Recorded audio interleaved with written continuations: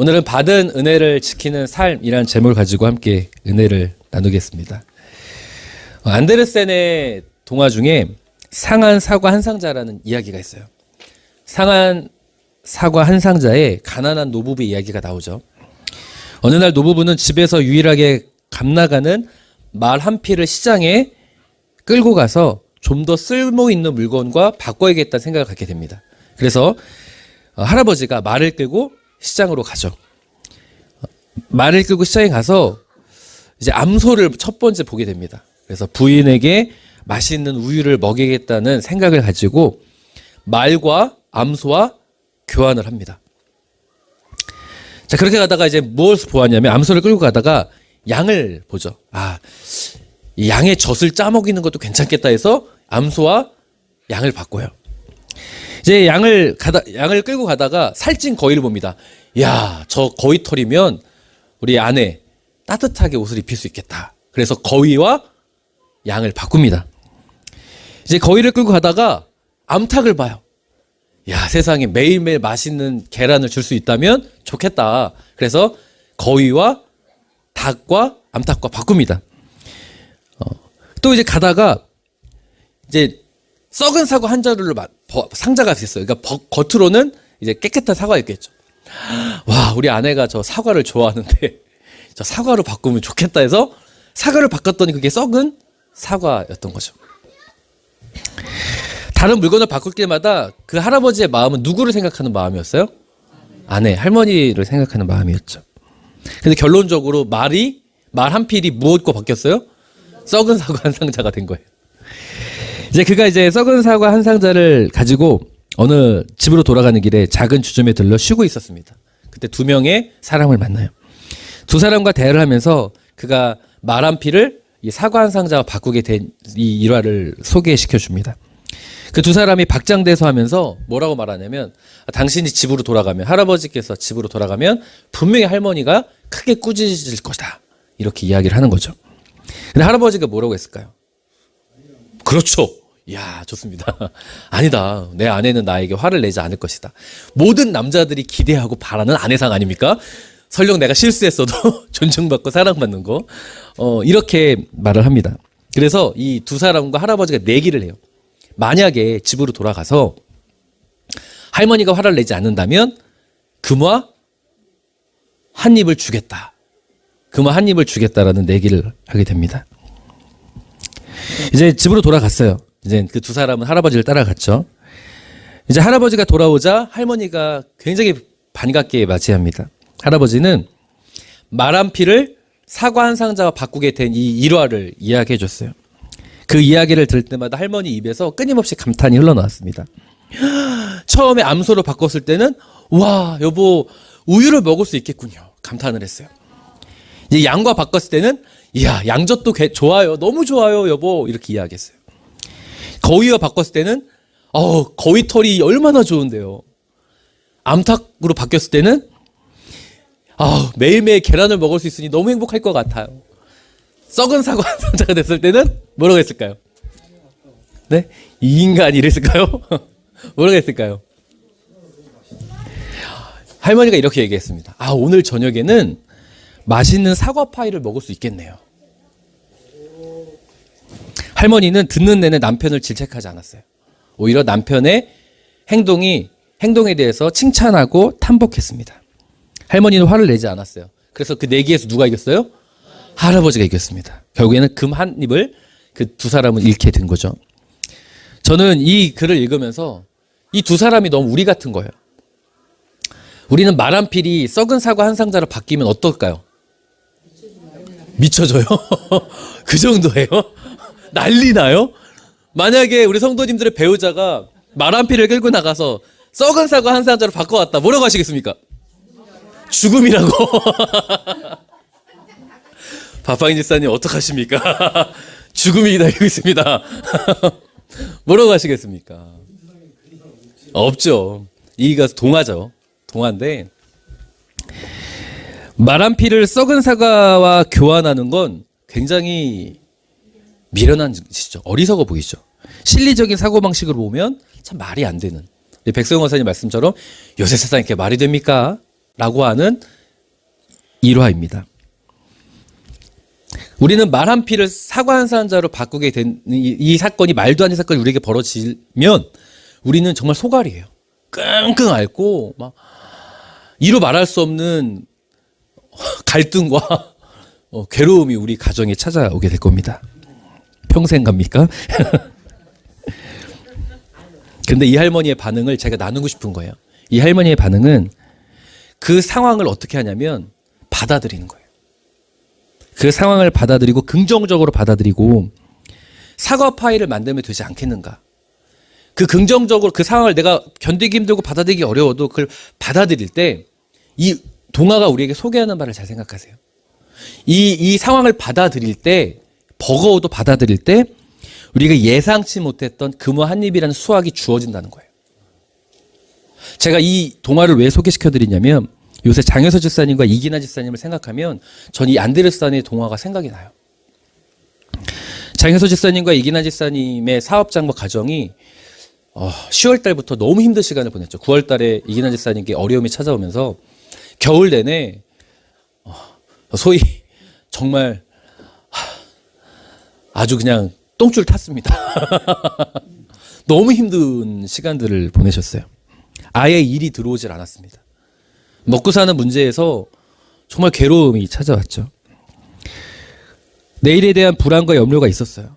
근데 그때 장효서 집사님과 이기나 집사님이 수요 기도회뿐만이 아니라 모든 예배 자리를 단 한 번도 빠진 적이 없어요. 단 한 번도. 이기나 집사님이 하시는 말씀이 예전에 이런 상황이면 예배 자리가 우선순위가 아니었다는 거예요. 내가 일하는 거. 어떻게든 일이 하나라도 들어오면 그래도 어쩌다가 일이 들어오면 그거 일이라도 잘해서 다음에 일을 또 따내야 될 거 아니에요. 그 일을 우선순위 했는데 지금은 그래도 예배, 하나님을 만나는 자리를 먼저 우선했다는 거예요. 예배 자리가 먼저. 내가 바빠요. 이 시간에 못 해낼 수 있어. 그래도 내가 밤을 새는 한이 있어라도 예배를 먼저 선택하고 밤을 새겠다라고 선택을 하신 거예요. 참 미련해 보이죠. 실내적인 사고를 보면은 미련해 보이는 선택이에요. 그런데 완전히 하나님 중심으로 삶의 초점을 바꾼 거예요. 근데 왜 이렇게 이기나 집사님께 우리 실내적인 사고로 보면은 이 말도 안 되는 어리석어 보이는 행동을 했겠습니까? 장효서 집사님과. 왜 이렇게 실내적인 사고를 하지 못했을까요? 그 이유는요. 작년 이기나 집사님께서 폐혈증을 갑작스럽게 폐혈증이 찾아오지 않았습니까? 그래서 의사의 진단이 정말 큰일 날 수 있다. 이렇게 표현하면 그렇지만 우리 그때 당시 알고 있잖아요. 사망 확률이 90%였어요. 근데 우리 10%의 기적을 믿고 정말 간절히 기도하지 않았습니까? 그때 두 분도 경험하신 거예요. 하나님의 은혜로 난 살아났구나. 하나님의 손에 내 생명이 달려있구나를 체험하신 거예요. 그 큰 은혜를 경험했습니다. 기적이 일어났죠. 살아계신 하나님께서 이기나 집사님을 살려주셨어요. 그래서 이기나 집사님과 장혜서 집사님은 우리의 가정의 모든 문제도 다 하나님의 손에 달려있다는 것을 체험하게 된 거예요. 우리 두 집사님이 일이 없을 때, 겨우내 너무 힘들 때 불안하지 않았겠습니까? 내일에 대한 불안과 염려가 없었겠습니까? 질문해 볼까요? 집사님, 장혜서 집사님, 불안했어요? 안 불안했어요? 목이 막힌답니다. 목이 막힐 정도로 불안하셨답니다. 이기나 집사님 불안하셨어요? 안 불안하셨어요? 불안하셨습니다. 당장 먹고 사는 문제로 인해서 갈등돼요. 갈등되고 고민됩니다. 좌절됩니다. 그럼에도 나에게 주신 그 은혜가 있기에, 받은 은혜가 있기에 그 받은 은혜를 내가 붙잡아 보겠다라는 거예요.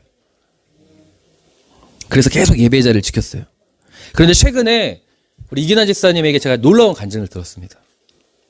요새 의류 산업이 정말 힘들어요. 아예 일이 없어서 문을 닫는 공장이 수두룩합니다. 그런데 이기나 집사님이 뭐라고 말씀하신 줄 아세요? 여태껏 이렇게 일이 많은 적은 처음이래요. 예전에 보다 오히려 지금 이 시점에 여태껏 이렇게 일이 많은 적이 처음이래요. 왜 이렇게 아멘이 적을까요, 집사님?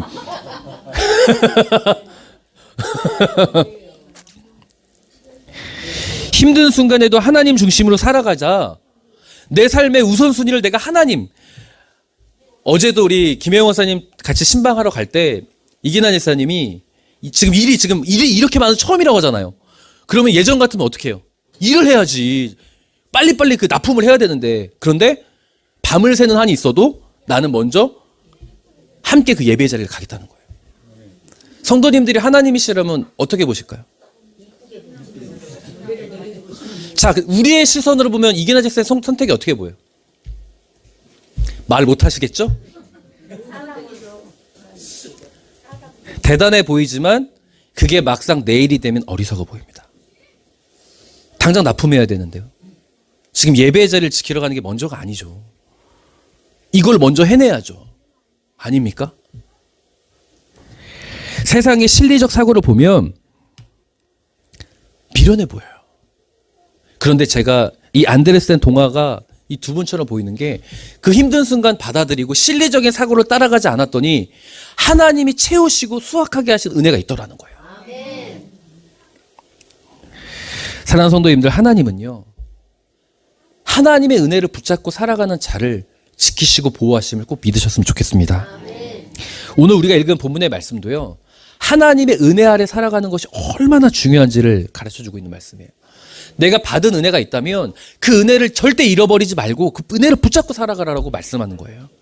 자, 오늘 본문의 내용은요, 솔로몬 왕이 다윗 왕 시절에 다윗 왕의 아들 압살롬이 반역을 하지 않았습니까?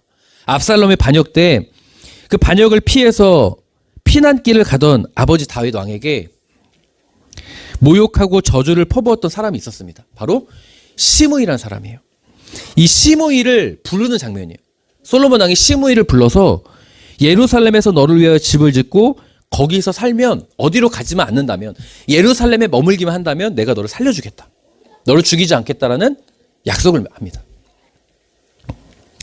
만일 기드론 시내를 건너서 예루살렘을 떠나는 날에는 너가 죽임을 당할 거라고.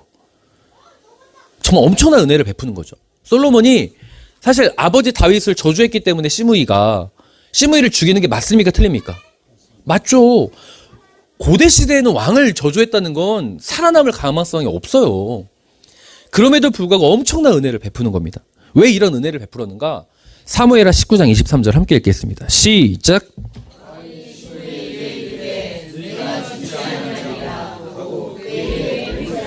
아멘. 방금 말씀드렸던 것처럼 다윗이 압살롬의 반란으로 인해서 피신할 때 시므이가 막 돌을 던지면서 매우 심하게 모욕하고 저주하지 않습니까? 근데 이제 다윗이 그 저주를 들을 때 아무 말 못해요. 그리고 정죄하지 않고 피난길을 갑니다. 그래서 후에 시간이 지나서 압살롬의 반란을 진압하고 다시 예루살렘을 돌아오는 장면이 바로 19장이에요. 돌아올 때 이 시므이가 자기가 이제 어떤 처지예요? 죽게 되는 처지 아닙니까? 자기가 한 짓이 있잖아요. 그래서 왕에게 싹싹 빌어요. 다윗 왕에게 싹싹 빌면서 살려달라고. 자기가 잘못했다고. 그러니까 다윗 왕이 시므에게 말하는 거예요. 알겠다. 너를 용서해 주겠다. 그리고 내가 너에게 맹세하는데 너를 죽이지 않겠다.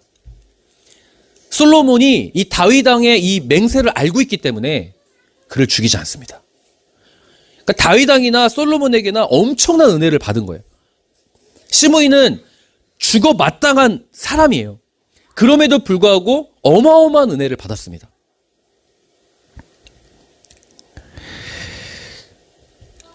시므이는 솔로몬 왕에게 그 은혜를 받자 뭐라고 얘기하냐면 내 종이 그래야겠다. 나는 그 은혜를 붙잡겠다. 그 은혜대로 살겠다라고 고백해요. 정말 그럼 시므이가 그 은혜대로 살았을까요? 받은 은혜를 계속적으로 지켰을까요? 받은 은혜를 지켰을까요? 안 지킵니다. 열왕기상 2장 39절 40절 함께 읽겠습니다. 시작.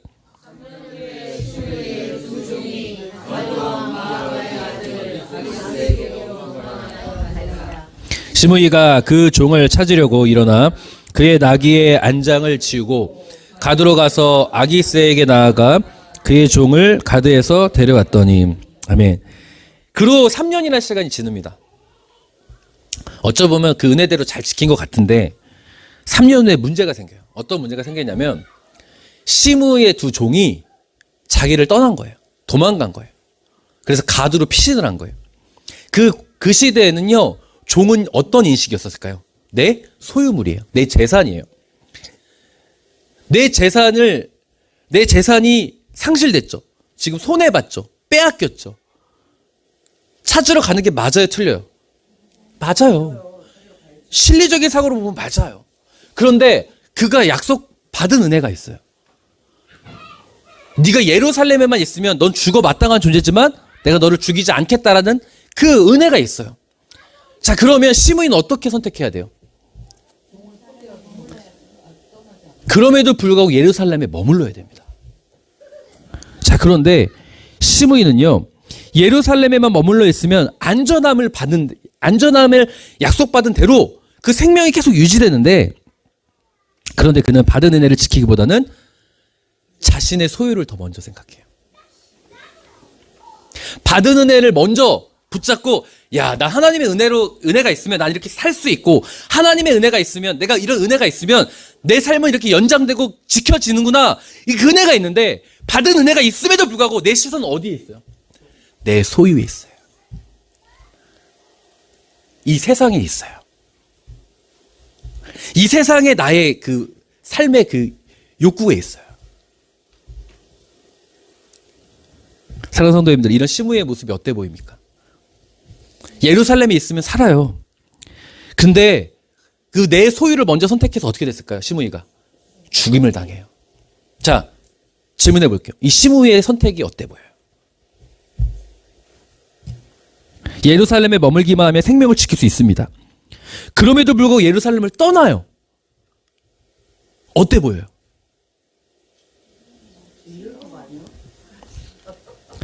안타까워 보이지 않습니까? 미련해 보이지 않습니까?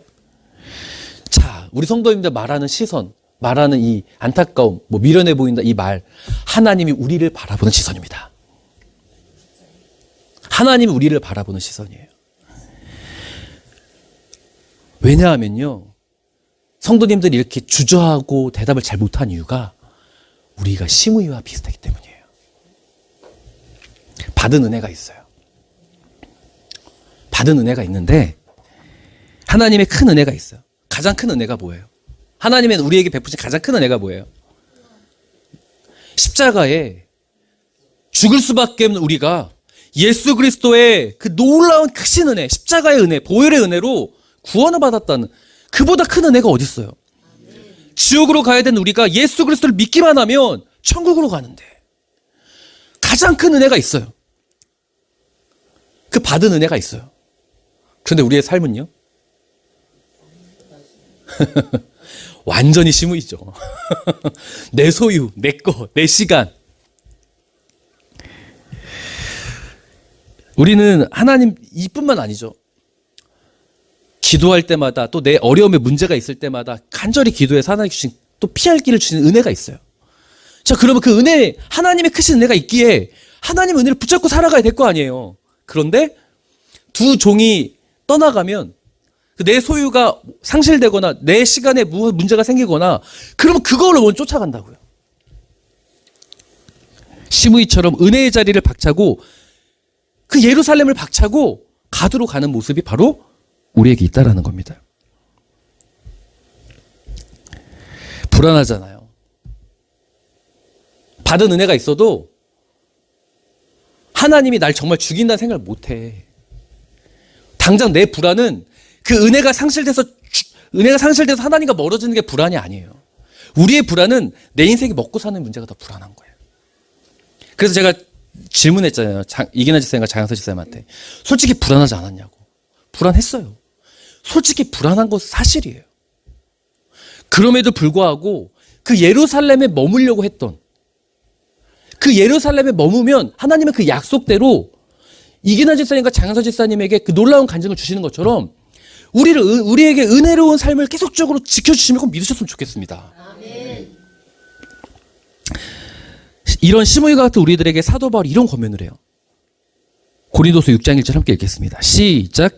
우리가 하나님과 함께 일하는 자로서 너희를 권하노니 하나님의 은혜를 헛되이 받지 말라. 아멘. 하나님의 은혜를 헛되이 받지 말래요. 여기 밑줄을 그으세요. 하나님의 은혜를 헛되이 받지 말라. 성도님들, 은혜 받았습니다. 정말 하나님께 은혜 받았습니다. 은혜 받았어요. 그런데 또다시 시므이의 모습처럼 하나님과 함께하는 자리보다 자꾸만 내 욕구를 쫓아가는 자리를 먼저 선택하면 사도 바울은 말하는 거예요. 그 은혜는 헛된 거다. 그 은혜는 헛된 거다. 하나님의 은혜를 받았다면 그 은혜를 지키라는 거예요. 받은 은혜를 지키라는 거예요. 우리가 이번 전교회 수련을 통하여 크신 은혜를 경험하게 된 줄 믿습니다.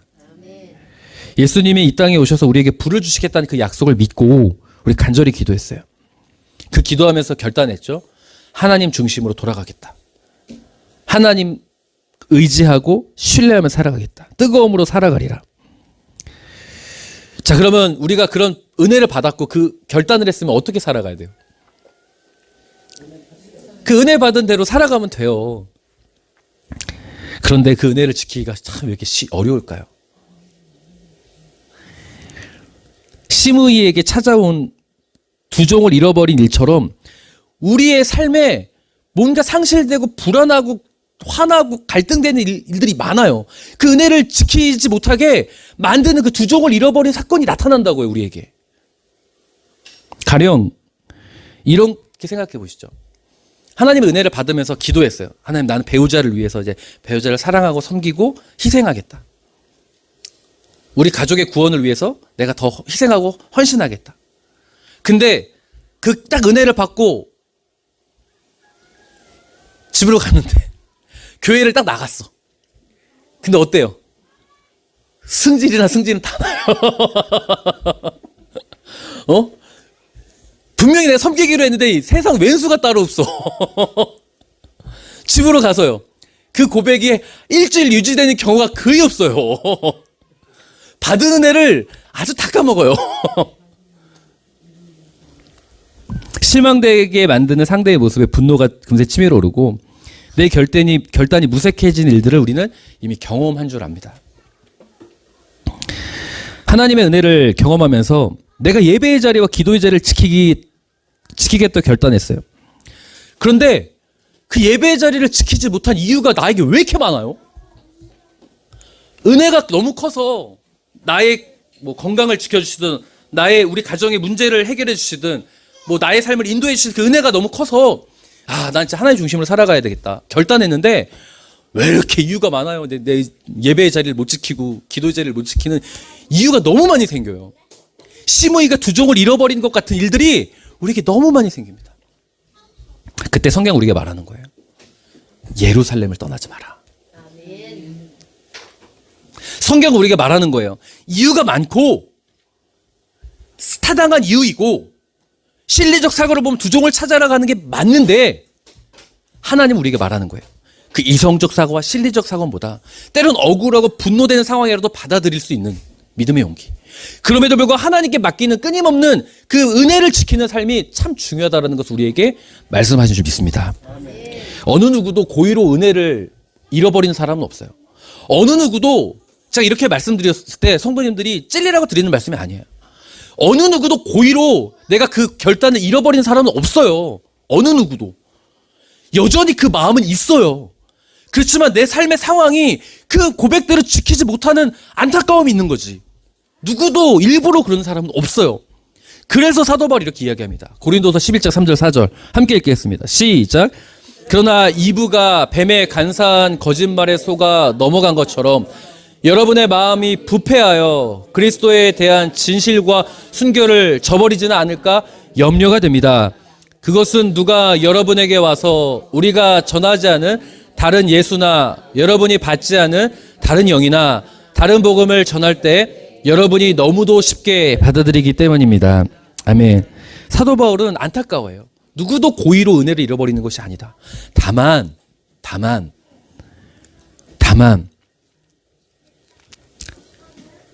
이브처럼 우리가 사단에게 속아 넘어가는 경우 그것 때문에 너무 안타깝다는 거예요.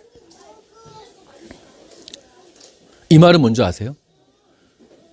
격에 받은 은혜를 지키기 위해선 내가 내 마음을 지키기 위해서 기도해야 된다는 거예요.